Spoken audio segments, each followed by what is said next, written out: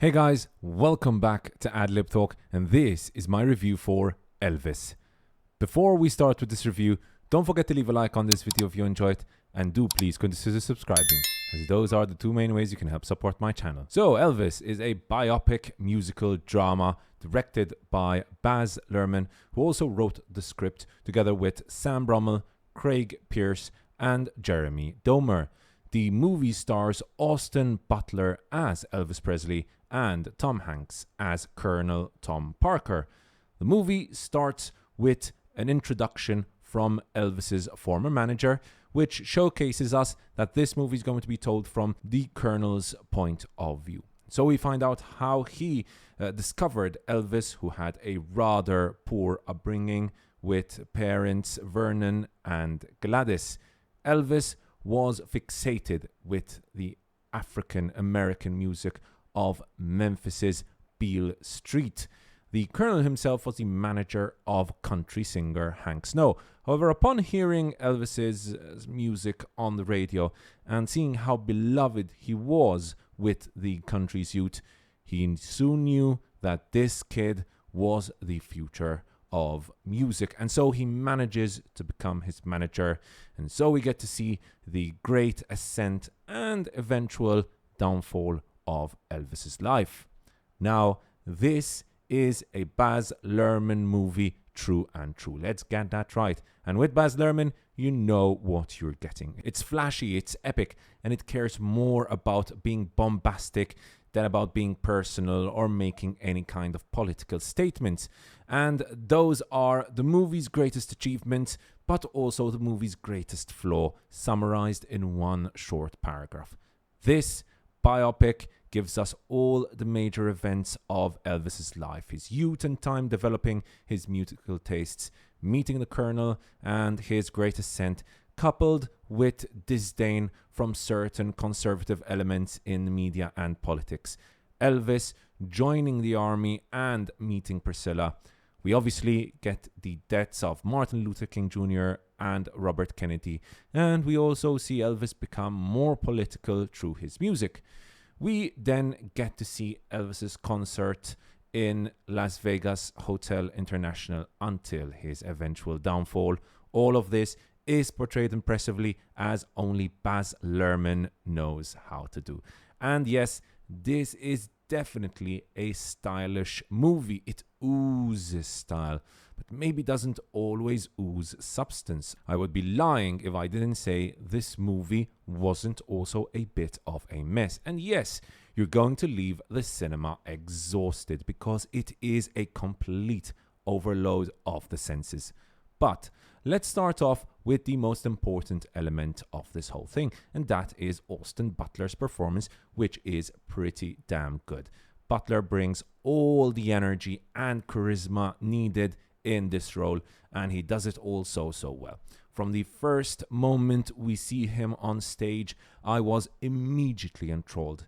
Now, this was no easy task. Replicating Elvis is not just looking like him, but it's all the energetic movement, all the sex appeal, and actually convincing the audience that this is the man who would lead the sexual awakening of girls all around America. And that he does, and some. Is this a Best Actor nomination worthy role? I mean, the Oscars do love roles like these, and I would be surprised if he wasn't at least in the running for a nomination. Unfortunately, I think that Luhrmann's own style of non-stop action means that Butler had very few slow moments to actually showcase his dramatic acting. And when he does have one of those moments, he really does portray the whole thing brilliantly. For example, at the death of his mother Gladys, which is a great pity. But Luhrmann is Luhrmann with all of his good and bad elements.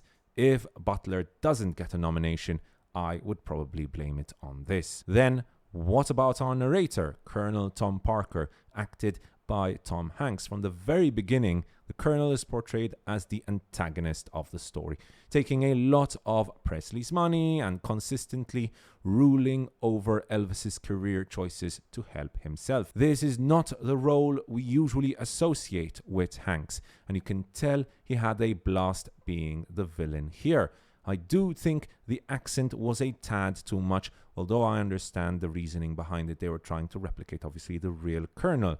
However, I did find it quite distracting, personally speaking.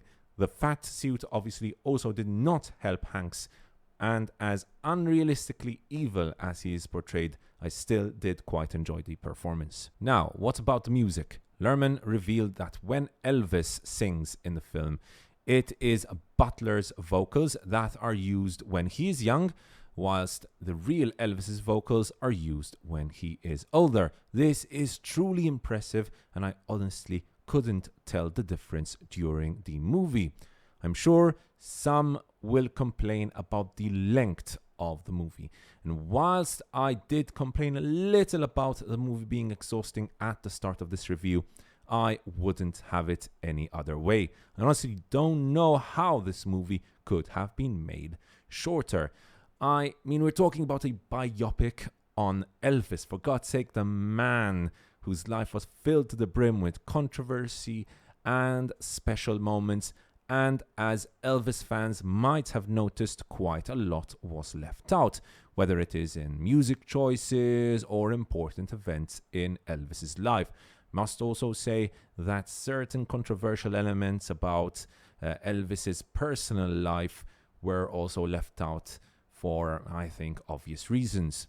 Luhrmann naturally had to make the conscious decision of leaving out events for the betterment of his movie's pace and storytelling, which should always come first and foremost when making a movie. Now, visually, the movie is both a spectacle and sometimes maybe a bit too much at the same time. But when it works really, really well.